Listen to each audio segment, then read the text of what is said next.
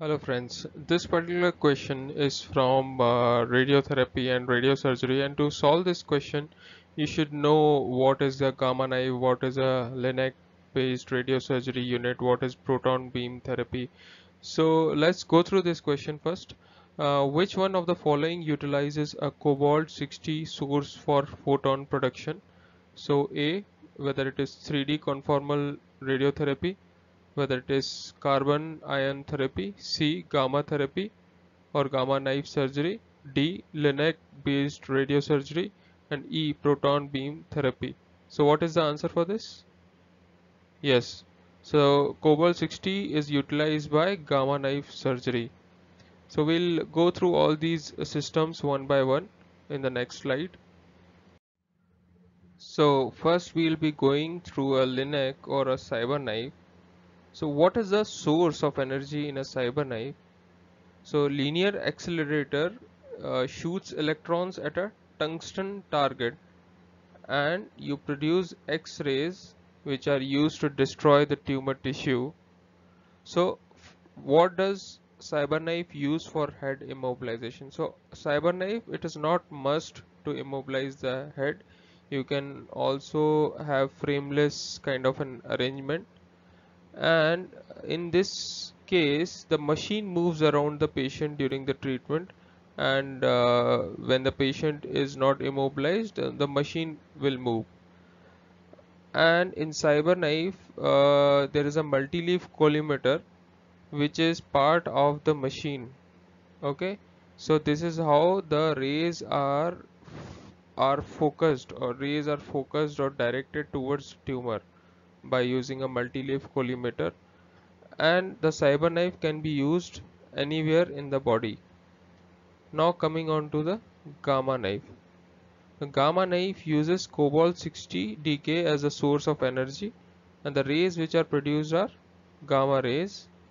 So for head immobilization it is a must in gamma knife, and it uses a stereotactic frame for head immobilization, and the equipment in the gamma knife is stationary, so equipment does not move. And the multi-leaf collimator is part of the patient's helmet, so it is the way by which the rays are directed towards the tumor, so it is part of the patient's helmet. Then gamma knife can be used for intracranial purposes only. That means it can be used only for brain related etiologies. It cannot be used anywhere else in the body. Now coming on to the proton beam therapy. Proton beam therapy as a source uses a cyclotron. So the energy or the rays which it produces are the protons, proton beams. And in case of a proton beam therapy, also you need to immobilize the patient, and the equipment again is stationary, it is not mobile. And as such, multi-leaf collimator is not applicable for proton beam therapy, and proton beam therapy can also be used anywhere else in the body.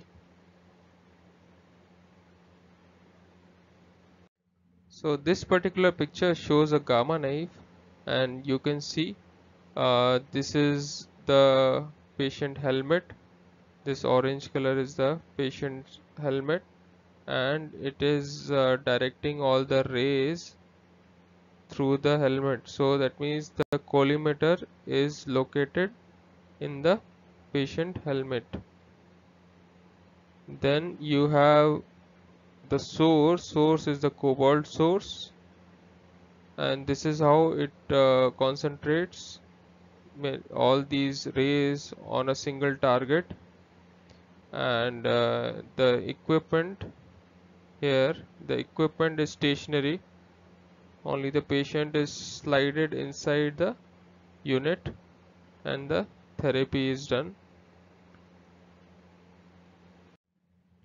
Now coming on to a cyber knife.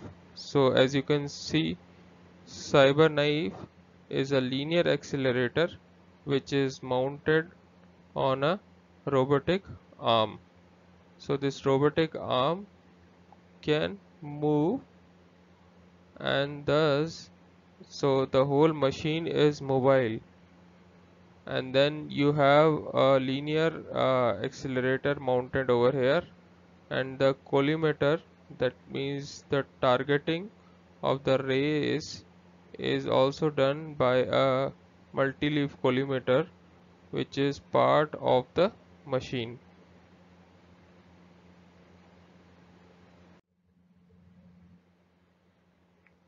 Next, coming on to the proton beam therapy.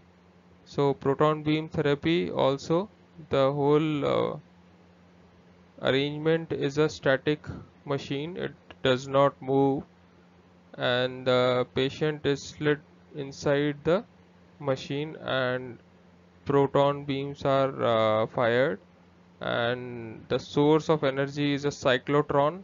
That's why such a big arrangement. So it's a cyclotron which produces the protons, and the patient has to be immobilized inside the machine.